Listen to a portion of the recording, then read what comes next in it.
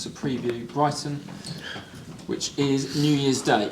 So who wants to start us off from Brighton? Frank mentioned that Aspilicueta had a slight problem. Is there anything that you'll be too worried about for Brighton? Hopefully not, because he felt it from Tottenham and came off towards the end, and then at Southampton he was feeling it during the game. And, as I say, with Reece James injured, the options are less, and he's a fighter, so he stayed on. But today he says that he felt better, so I hope so. Fingers crossed it'll be more precautionary that we had Lamptey in the squad today, and hopefully Aspie will be all right.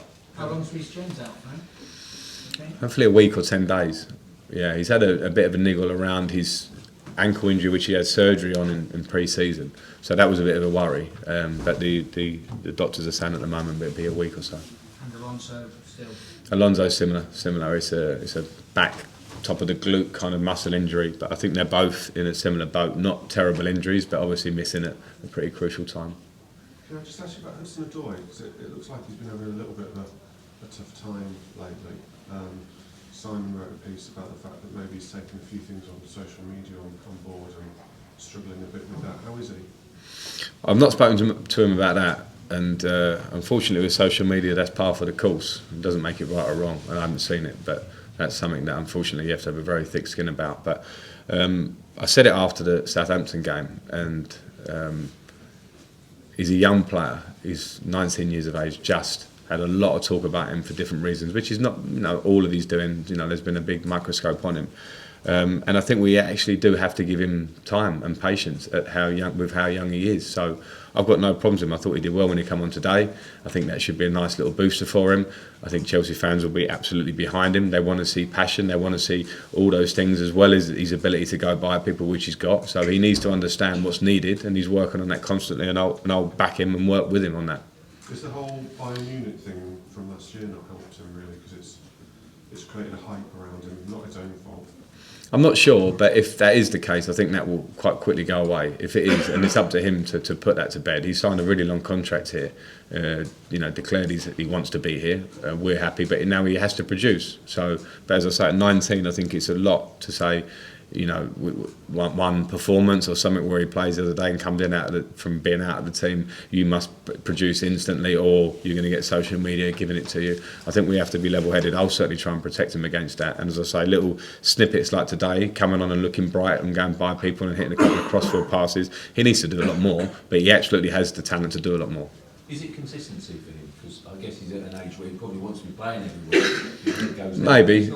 Maybe we're asking too much, because at 19 there are not many in the Premier League that are playing every week, especially at a club like ourselves. He does have competition in those areas, so his consistency needs to be how he works. It needs to be how he trains every day, how much pressure he puts on me to play him, to then get into the team. So yeah, I think that is one thing that he'll strive for. But from all the conversations I've had with him in the last 2 weeks, and I've had a few, he understands what he needs to do on and off the pitch, and again, I will certainly stick with him. In the middle there. So Frank, Graham Potter and somebody who has a step up from the Championship, like you, can you evaluate the challenge you'll face on New Year's Day and the challenge that he's faced in making that jump? Yeah, well, it'll be a really tough match. I've got huge respect for him, from playing against his team last year twice. And seeing what he's done with Brighton, it's not easy to change, really affect a style of play, and I think it's been quite clear that he's done that, and there'll be a lot of work there. He's done. I've actually watched back the game that they played against Arsenal a few weeks ago, where they come here and really control big elements of the game. So I'm under no illusions of how hard it'll be. I think he's done a great job to affect that change, and yeah, I think it'll be really tough for us. Matt? Frank, it's New Year's Day coming up and it's crystal ball time and all the rest of it. With your young players 12 months older and a transfer window open again, can you go into 2021 as title contenders again? For next season? Looking in the next 12 months, do you think? I definitely don't want to declare that at this point. I think we've got Liverpool might have something to say about it. They're 20 points more than that. So yeah, sure. And listen, that has to be the aim, and I think what the transfer ban was one thing. It gave us a chance to, I'm talking about myself and the staff, to look at the players, see what we've got, look at the youth, And I think that's been good. And the more and more I see us play, and the good and the bad, you change your feelings about how you want to go forward. But the end game will still be the same. Once we can start bringing players in and the young players mature and get better, hopefully, we want to bridge that gap to go up there. Whether that can happen next year, I don't know. That will depend on the work we do and how quickly it hits home. But I'll certainly not leave any stone unturned in how I try and work to get us there. But there are loads and too many variables. We'll have to get recruitment right. That will be a huge deal, to not just be whoever the individual is or are that come in, but it's can they help influence the way we want to play and improve the way we want to play, because I've got a clear idea of what that is.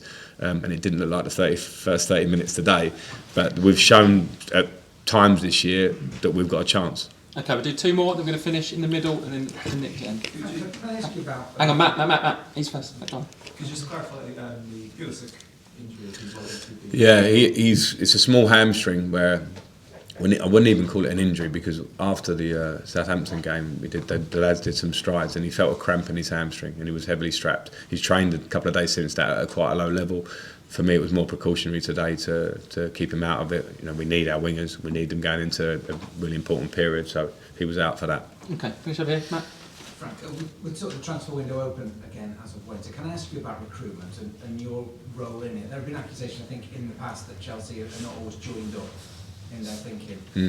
Is it important that they are joined up, and where do you fit in Yeah. targeting recruitment? Well, we are certainly joined up, and I know we haven't done anything yet, so there's no proof in that, but we are joined up in terms of I have very close conversations with Marina.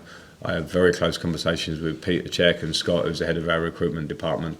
They know what I want, and I'll be fundamentally in the middle of who and what we bring into the club. So as it stands, we're very, very open about that. So if it feels right from my side on a footballing point in January, from the club side on a club point in January, then we'll make the moves we make. But it is a joint up effort. Okay, thank you very much. Thank you. Cheers. Thank you.